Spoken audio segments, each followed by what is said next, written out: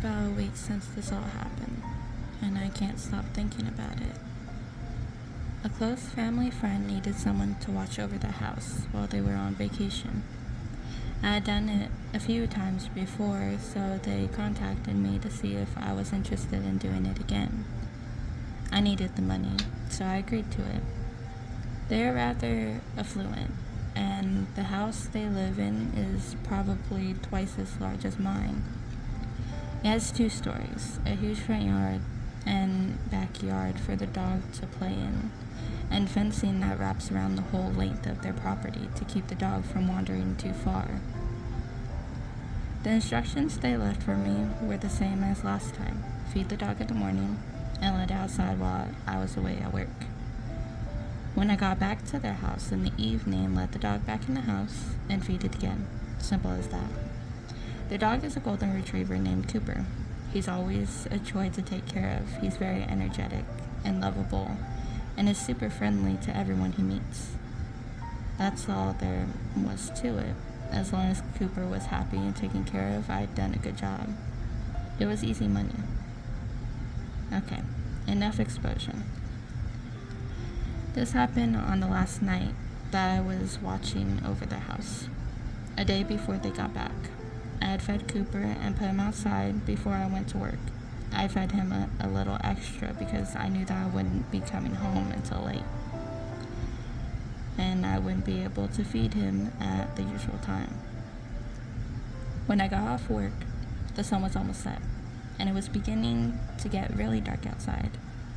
I punched in the code to the main gate to get into the property and parked my car. This was when I first noticed something off. Cooper usually comes to greet me when I arrive back at the house, but he was nowhere to be seen. I'd brushed it off and figured it was because I came back so late in the evening. When I had finally entered the house, I saw Cooper outside, sitting behind the sliding glass door that led into the backyard. He remained still, staring into the house. It was strange seeing him like that, since he's usually jumping at the door, eager to be let inside and get his dinner and some pets. Again, I ignored it and went to fill his bowl of food before letting him inside. When he sees me doing this, he usually gets ecstatic, like it's his first time seeing food. I had a glance back and saw him with the same stare, still motionless, waiting for me to open the door. And without a second thought, I did. When I opened the sliding glass door, he immediately came inside. His eyes were fixed on me as he strode into the house, and once again sat down and remained still. He didn't go to his food bowl, and he didn't lay down in his bed. Nothing but an empty, unwavering stare. My first thought was that he was sick. I also thought that maybe I just overly tired from work and overthinking everything. His owners were going to be back home the very next day, so I decided to simply wait it out and let them deal with it. By this time, it was fully dark outside, and I was sitting on the couch watching TV in the living room. Cooper sat next to his bed at the far end of the room. I could still see him out of the corner of my eye, still motionless. It was quite hard to discern over the show that was playing before me, but it was definitely there. Every once in a while, I would hear it, a scratching sound coming from behind me at the sliding glass door. With the TV on, and me being tired as I was, I disregarded it, but it kept happening over and over. The scratching only intensified, and soon it was constant. There was an urgent tone to it, like whatever was scratching at the door needed to get in. Eventually and reluctantly, I gave in, and got up to see what it was. I had to take a double take when I got to the sliding glass door. Jumping out the door, trying to get in, was Cooper. At first I thought I let another dog inside that just happened to look exactly like Cooper, who I had let inside when I first got back to the house and was sitting in the living room, still as a statue. But the dog that was outside looked exactly like Cooper. It had to be Cooper.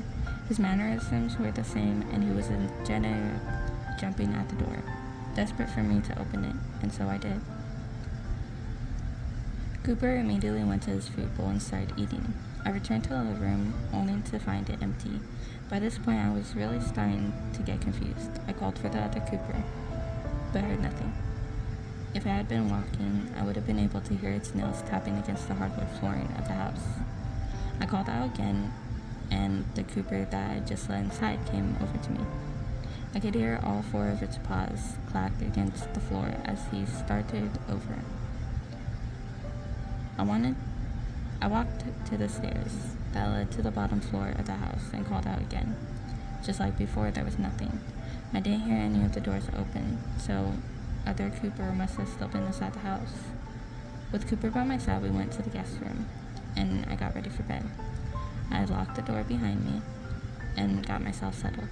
Cooper laid at the foot of the bed, and I tucked myself into the covers, trying to brush off the confusing nature of the night and finally get some rest after such a long day. It wasn't long after that when I heard it, the noise and the nails of a dog walking around the hardwood floor of the house. But it was different from the sound of Cooper's. It was much, much heavier, almost as heavy as the sound of a person would make.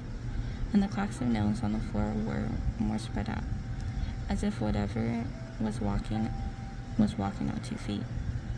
It sounded distant, but it was getting closer. I could hear it getting louder as it took careful, slow steps up the stairs, 1 foot at a time. Eventually it came to the spare bedroom and stopped.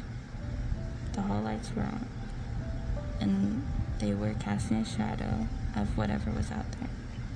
The shadow was spread out, elongated, creeping under the door, and then it stood, motionless, inches from the door. That was my only comfort, that the door was shut and locked with a flimsy bolt.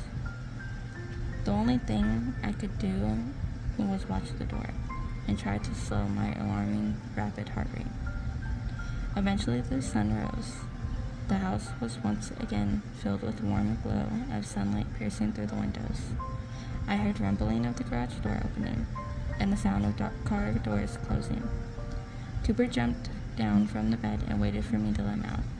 My hand was shaking as I undid the bolts and slowly turned the doorknob to reveal an empty hallway. Cooper ran out, but stopped at the top of the stairs and dropped his head to smell the steps. My heart raced slow, and I quickly got myself dressed before Cooper's owners walked into the house. I didn't want to seem like an insane person, so I didn't mention the events from the previous night.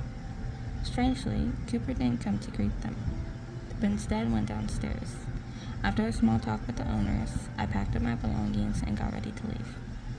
As I was saying goodbye to the family and made my way to the door, I glanced back and saw Cooper, sitting motionless by the stairs, watching me with his big, blank eyes.